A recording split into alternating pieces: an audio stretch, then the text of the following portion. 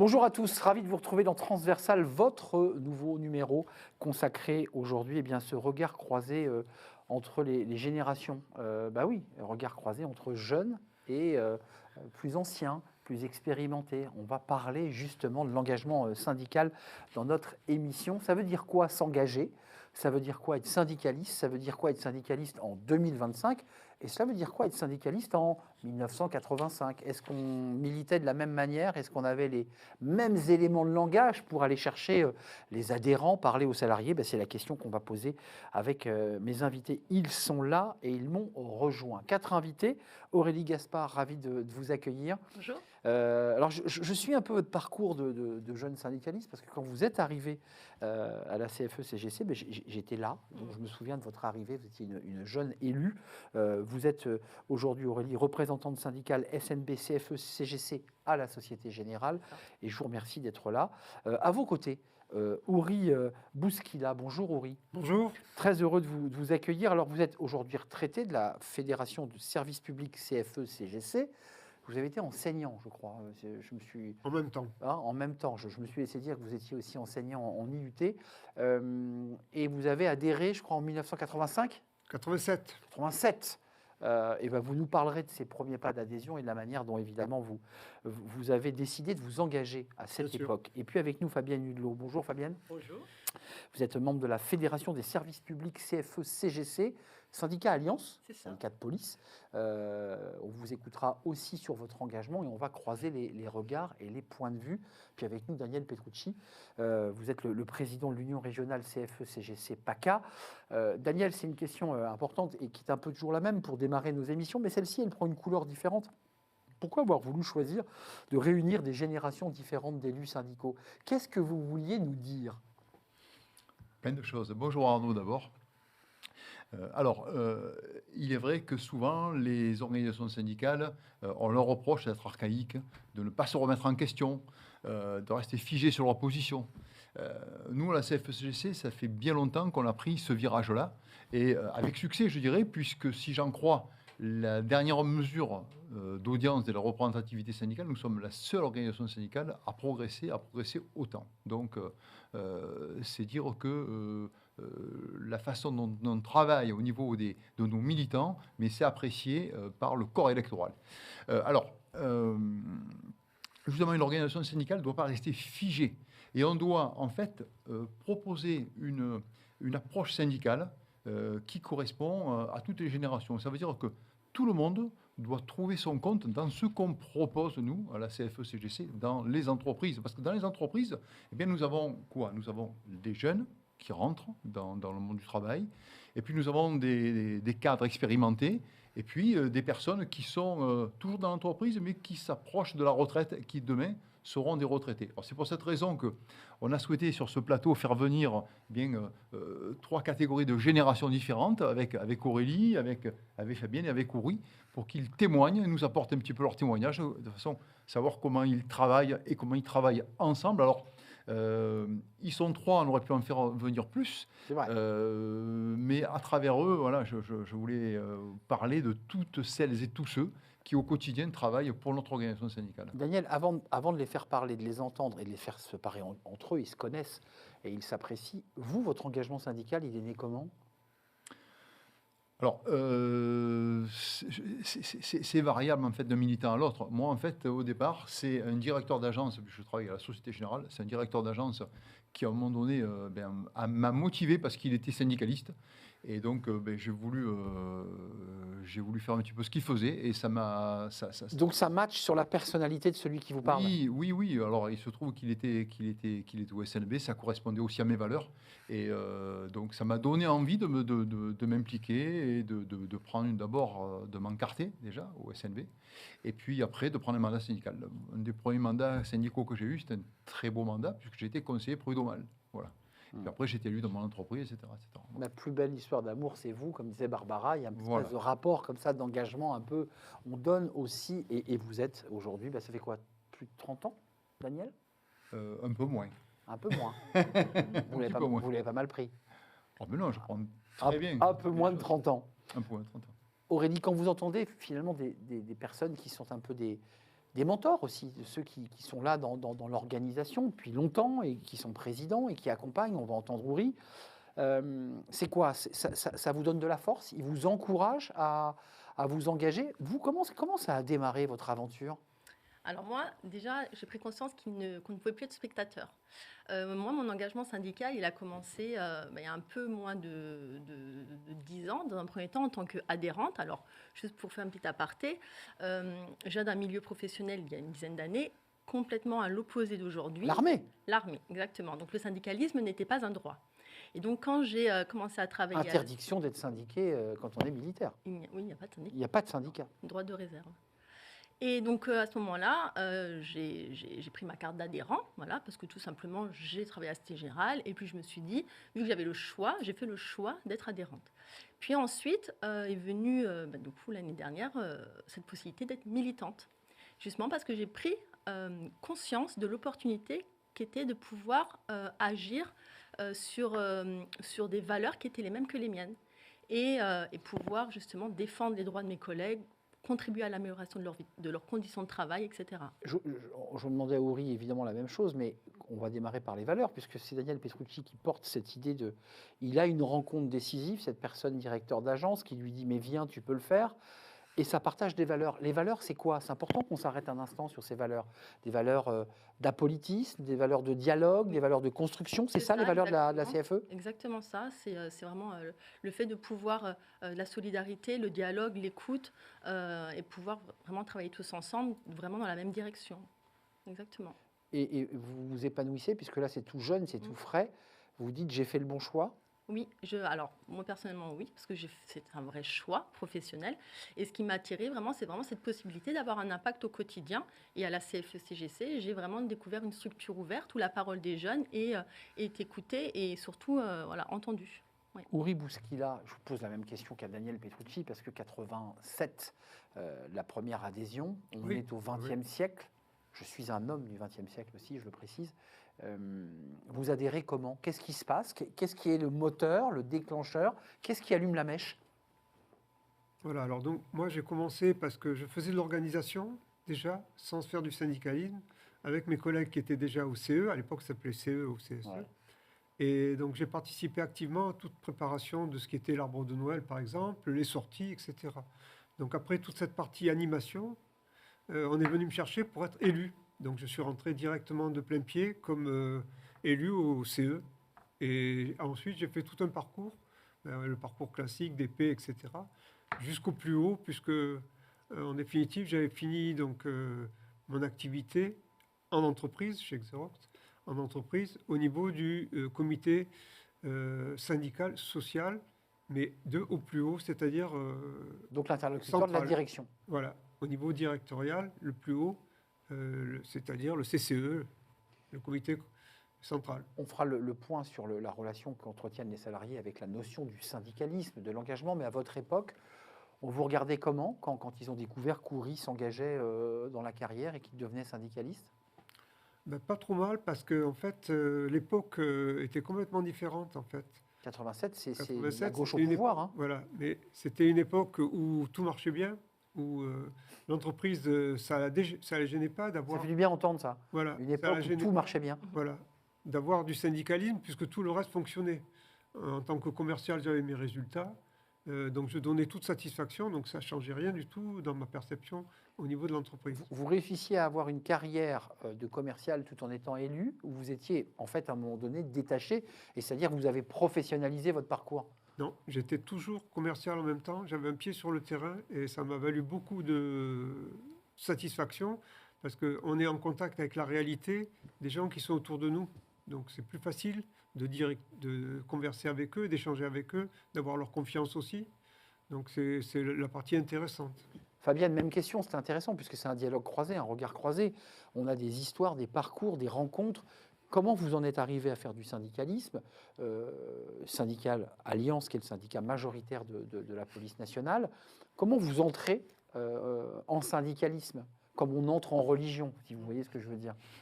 Alors moi, à l'inverse, à l'époque, quand je suis rentrée dans la police, je savais quel syndicat portait mes valeurs.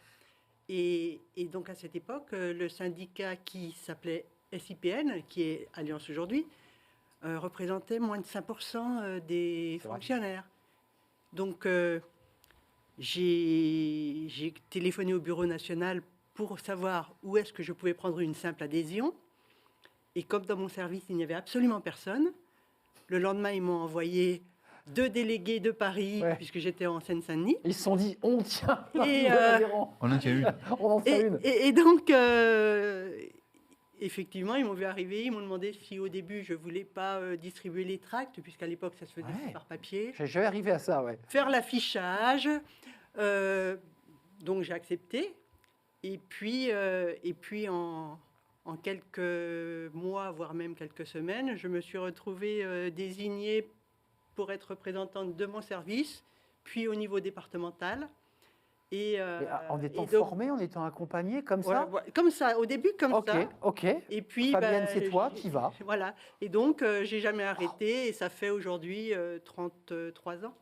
Mais vous vous souvenez de ses premiers pas, parce que quand vous propulse au niveau départemental, le syndicat est beaucoup moins puissant qu'Alliance aujourd'hui, mais Oui. n'empêche, vous vous retrouvez donc à avoir des prises de parole, à vous retrouver face à dans des situations de prise de parole.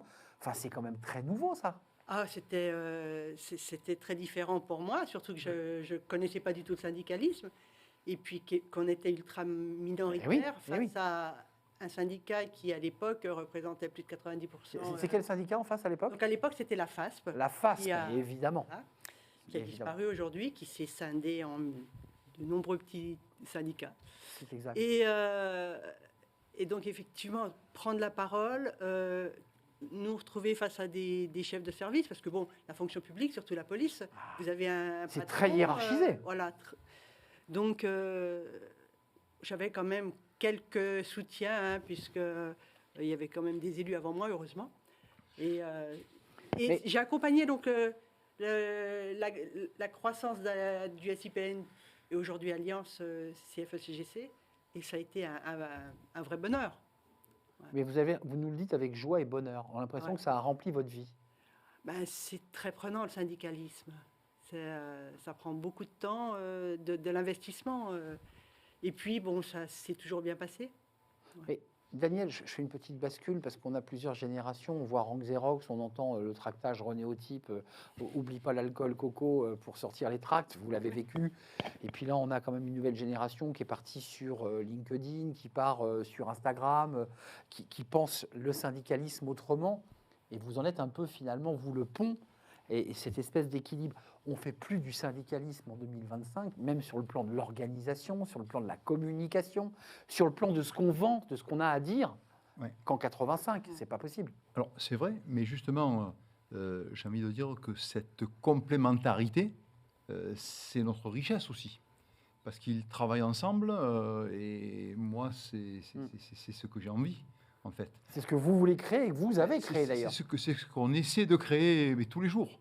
Il faut se remettre en question sur ces choses-là, parce que les jeunes, ils arrivent avec leurs idées nouvelles, avec leur envie, leur dynamisme. Vous parlez à Aurélie là en fait, c'est ça? Oui, non, mais Ils Aurélie... veulent bouger, ils veulent bousculer les lignes. Non, mais Aurélie, évidemment, elle est là sur le plateau, mais il y en a d'autres, et heureusement. Et puis, après, les autres qui sont plus expérimentés, eh bien, ils apportent leur savoir-faire, leur vécu. Et tout ceci conjugué, ben, ça fait la richesse qu'on a à la CFE-CGC. Et je voudrais dire une chose, c'est que chacun a sa vérité. Chacun a son expérience, chacun a son dynamisme, chacun a sa vérité. Et toutes les vérités sont respectables. Et il faut arriver, ma priorité à moi, c'est quoi? C'est de faire en sorte que personne reste sur le côté de la route et qu'on écoute tout le monde. C'est-à-dire que les jeunes ne se disent pas, bon, finalement, je ne suis pas écouté, je ne suis pas entendu, et que les plus anciens ne disent pas, je ne suis plus entendu. Donc, on a besoin de tout le monde, et c'est ça qui fait notre... Mais les richesse. arguments d'Oury, à l'époque, même si les secteurs d'activité ne sont pas les mêmes, donc il faut comparer ce qui est comparable, mais qu'est-ce que vous défendiez à l'époque en 87, 88, 89? C'était quoi? C'était le pouvoir d'achat? C'était les acquis sociaux? De quoi on parlait à l'époque? Alors, les sujets sont les mêmes. C'est-à-dire que... Incroyable. Ah ben oui. oui, les sujets sont exactement les mêmes, dans les mêmes conditions d'ailleurs, puisque on se battait également pour le pouvoir d'achat, pour les augmentations de salaire, pour les conditions de travail également, puisque on fait partie quand même d'une génération où les choses allaient déjà très vite. Moins qu'aujourd'hui, mais assez vite. Et en même temps, je dirais qu'à cette occasion, on faisait du partage et en même temps de la transmission, parce qu'on savait qu'on ne serait pas toujours là. On voulait aussi passer le flambeau à ceux qui seraient là après nous, parce qu'on sait que ces problèmes-là seraient récurrents. Assurer aussi le renouvellement de la, Exact. et les relèves en allant chercher des jeunes. Comment vous leur parliez, vous, aux adhérents? Comment vous alliez faire, je mets des guillemets, mais ceux qui nous regardent comprennent, comment vous alliez faire de l'adhésion?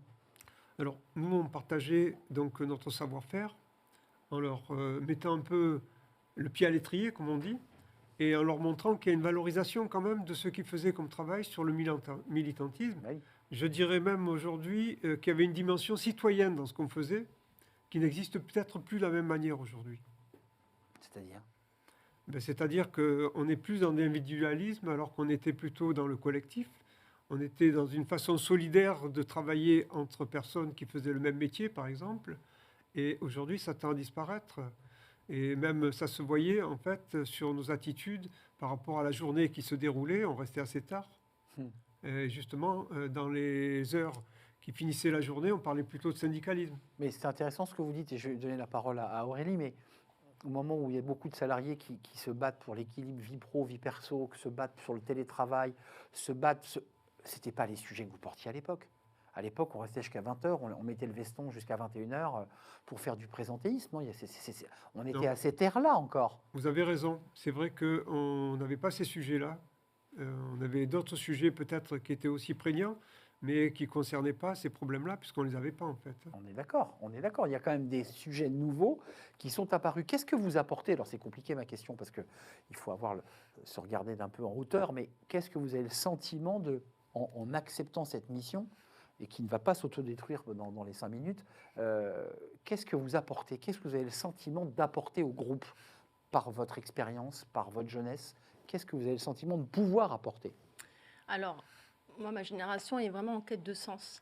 C'est-à-dire qu'aujourd'hui, pour capter justement l'attention des collègues, des salariés, c'est leur donner du sens à notre démarche, ouvrir le dialogue, recréer du contact humain. Alors oui, on est très porté outils digitaux, réseaux sociaux, et nos actions syndicales sont sur les réseaux sociaux parce qu'elles sont beaucoup plus ciblées, beaucoup plus créatives, etc. Mais les collègues veulent encore discuter en face à face. Et ma génération, à moi aujourd'hui... On veut de l'humain, quoi. On veut de l'humain. Et ma génération aujourd'hui, finalement, être jeune et syndiqué, pour moi, c'est une force, parce que ça me permet d'ouvrir le dialogue avec les plus jeunes comme les moins jeunes, parce que ça me donne en fait un spectre... Aurélie, vous me dites qu'un jeune, j'entends dans le milieu bancaire, ça peut être un alternant, ça peut être un jeune, parce qu'il y a aussi des apprentis, des alternants. Ils vont plus facilement vers vous, enfin, ils ont plus d'appétence à échanger avec vous qu'avec un salarié de 40 ans, parce qu'ils considèrent que c'est finalement quelqu'un d'une autre génération. Alors, ils ne connaissent pas forcément le syndicalisme. Non. Donc, en fait, on est là pour expliquer, pour dire ce qu'on fait, le sens de notre métier. Et ensuite, effectivement, quand on leur explique le rôle qu'on a à jouer, la parole se libère et les regards changent aussi, parce qu'on va avoir des collègues qui sont forcément convaincus, qui soutiennent nos actions et qui voient ça essentiel et indispensable. On va avoir les collègues qui sont plus dans l'image caricaturale des syndicats, ça ne sert à rien, etc. Et donc là, il y a toujours ce dialogue à amener, et les collègues qui sont méfiants, et donc voilà. Il y a parfois des conflits de génération, Aurélie, ou pas? Est-ce que ça peut arriver? Alors, parce qu'en même temps, il y a des conflits technologiques, il y a des conflits de génération, il y a des conflits même parfois de stratégie, en disant, mais moi, à l'époque, je ne faisais pas comme ça, mais l'autre lui répond, mais moi, dans mon époque, je fais comme ça. Sans caricaturer, est-ce que ça peut arriver? Ça peut arriver, bien sûr, ça peut arriver. Simplement, on est déjà, nous, dans le dialogue, dans l'échange, dans l'écoute surtout. Je crois qu'on l'a dit, l'important c'est d'écouter, de bien écouter. Ça facilite beaucoup les choses. Écoutez le salarié qui vous parle. Écouter le salarié, absolument, et bien écouter surtout ce qu'il a à demander et à défendre. Vous êtes d'accord avec ça, Fabienne? Et je donne la parole à Daniel. Sur les évolutions aussi, parce que je vous entends, et vous deviez repenser à tout ce que vous défendiez à l'époque en vous disant, bah, ça, on ne le fait plus. Ça, par contre, c'est arrivé dans le champ. On parle beaucoup de santé mentale, chose dont on ne parlait pas à l'époque. Ce mot-là n'existait pas. Comment vous voyez l'évolution aussi de la manière de faire du syndicalisme? Alors, bon, pour nous, c'est bon, l'évolution technique, c'est une certitude. Mais en ce qui concerne la police nationale, les actions n'ont pas tellement changé. On se défend toujours, on cherche toujours à défendre les mêmes choses, les effectifs, les avancements. C'est la manière de travailler qui a changé. Oui. Même au niveau de la hiérarchie, on a aujourd'hui plus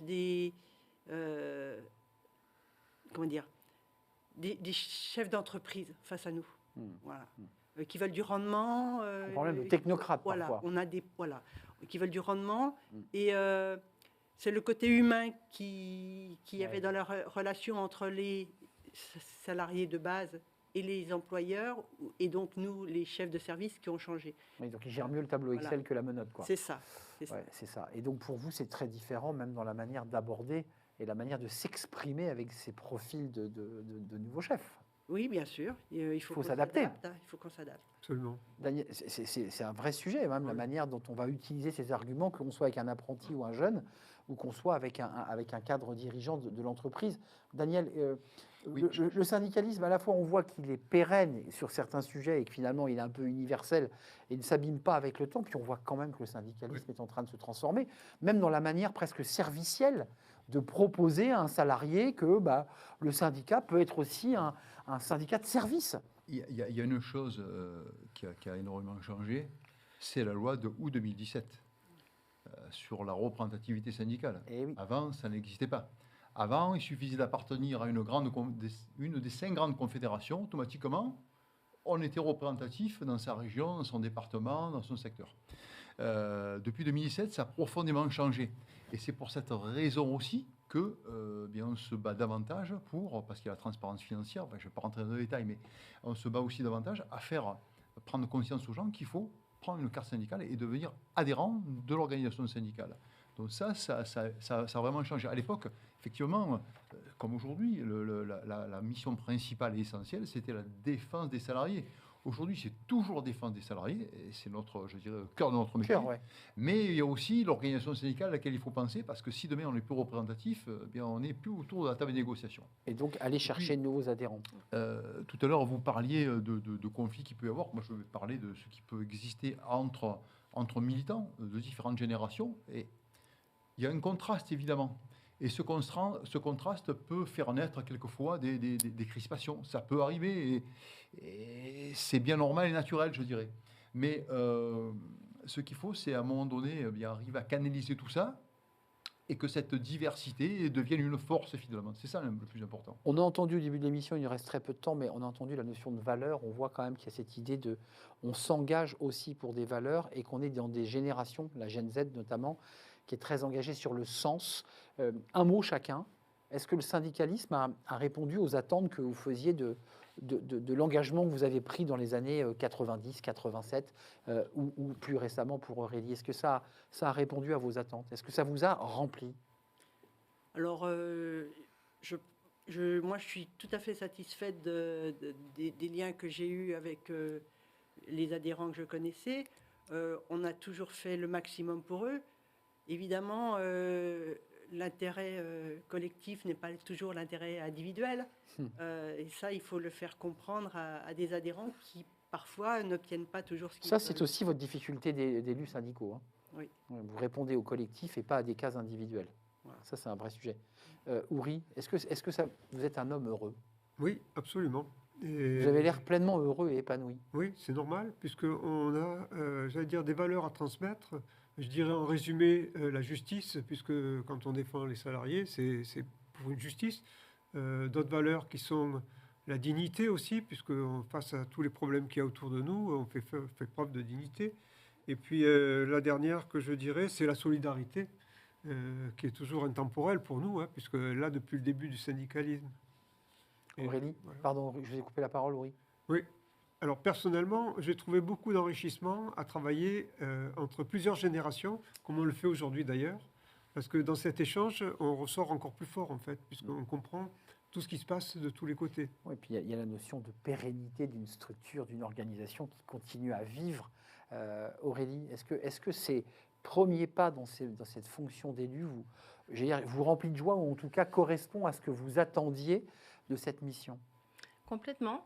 Le syndicalisme, j'aime bien dire, m'a permis d'être alignée en fait avec vraiment ce que je recherchais comme métier, parce que c'est un vrai métier. Faut poser les mots. Mais il faut l'assumer d'ailleurs. Il faut l'assumer parce qu'en fait, on se forme, on apprend tous les jours. Et justement, c'est au contact des collègues où ça nous enrichit. C'est un échange en fait, c'est-à-dire qu'on est là pour eux, mais finalement en fait on a besoin d'eux en fait pour justement évoluer. Ouais, c'est un va-et-vient en fait, on reçoit aussi beaucoup, même s'il Exactement. faut préciser que parfois il est difficile de répondre à tous les besoins des Oui. collaborateurs qui mettent la barre souvent très haute. D'où le dialogue nécessaire. C'est D'où important d'être l'importance. transparent. Daniel, est-ce que vous êtes vous aussi heureux, mais la question est un peu bateau, est-ce que vous êtes heureux d'avoir fait cette émission parce que c'est un sujet important qui renvoie quand même à la notion d'engagement syndical et d'épanouissement dans cette fonction?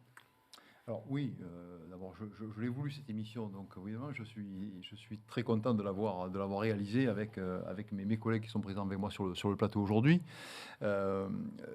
J'ai envie de dire que le syndicalisme, c'est pas quelque chose de facile, contrairement à ce qu'on pourrait penser. On ne s'improvise pas syndicaliste, c'est-à-dire si on veut faire ce métier-là, parce que c'est un métier, tu as raison, il faut aimer les gens. Si on n'aime pas aller au contact des gens, écouter les problèmes, parce que c'est rare qu'on vous sollicite parce que tout va bien. Quand Il ne faut vous pas une sollicite, bise sur la il y a un joue tous problème. les matins. Ouais. Et puis je terminerai en disant que finalement, le syndicalisme, ce n'est pas qu'une affaire d'âge, c'est une affaire de volonté, quoi. Et la volonté n'a pas d'âge. Et la volonté n'a pas d'âge. Merci à vous quatre d'être venus nous rendre visite. C'est un Merci. vrai plaisir, intergénérationnel, passionnant, d'histoire aussi, d'histoire personnelle. Merci à vous, Daniel Petrucci, le président de l'Union régionale CFE-CGC PACA. Merci à Aurélie Gaspard d'être venue nous rendre visite sur le plateau de Transversal, représentante syndicale SNB CFE-CGC. Oui. Merci à vous, Fabienne Hudelot, Fédération des services publics CFE-CGC Alliance, majoritaire. Hein. Donc vous avez- Majorité. et vous avez fait du chemin depuis. Et merci à Ouri Bouskila, vous Merci. êtes retraité de la Fédération Commerce CFE-CGC. Vive l'intergénérationnel. Merci à vous, merci à ceux qui m'aident à préparer l'émission, évidemment. Et merci à tous ceux qui la regardent. N'hésitez pas à nous faire partager vos points de vue, vos regards, vos sentiments aussi de votre engagement syndical. Ça nous intéresse. À très bientôt pour un prochain numéro de Transversal. Bye bye.